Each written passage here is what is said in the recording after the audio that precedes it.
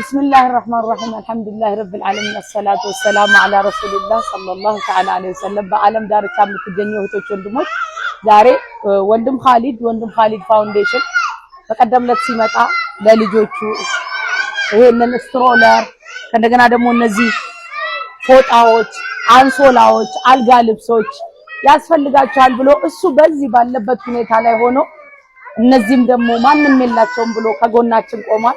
ሁላችሁም ጀዛውን አላህ Subhanahu Wa Ta'ala ይክፈለው እያላችሁ ዱአ አድርጉለት። ከእንደገና አካውንቱን ከስር ሜንሽን አድርጌላችኋለሁ እየገባችሁ ፎሎ አድርጉት።